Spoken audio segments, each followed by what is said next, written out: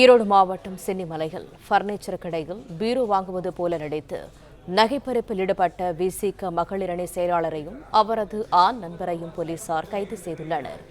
கூடுதல் தகவல்களை தருகிறார் எமது செய்தியாளர் ரவி. ரவி, வணக்கம். முழு விவரங்கள் என்ன? வணக்கம்.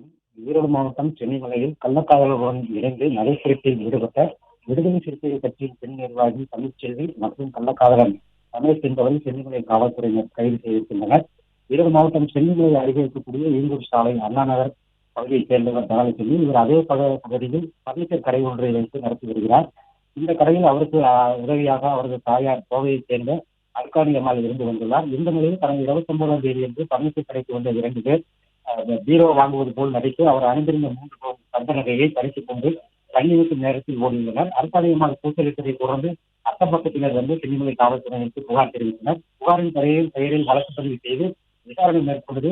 சென்னிமலை பகுதியைச் சேர்ந்த விடுதலை சிறுத்தைகள் கட்சியின் ஈரோடு தெற்கு மாவட்ட மகளிரணி பொறுப்பாளராக இருக்கக்கூடிய தமிழ்ச்செல்வி என்பதும், இவருக்கு திருமணமாகி குழந்தைகள் கணவர் இருக்கும் நிலையில் ஆண் நண்பருடன் இவர் வந்து இந்த திருச்சியில் ஈடுபட்டது தெரிய வந்தது. இதனைத் தொடர்ந்து இருவரையும் கைது செய்து சென்னிமலை காவல்துறையினர் நீதிமன்றத்தில் ஆஜர்படுத்தி சிறையில் அடைத்திருக்கின்றனர்.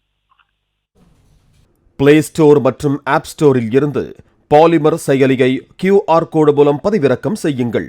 செய்திகளை உடனுக்குடன் பெறுங்கள்.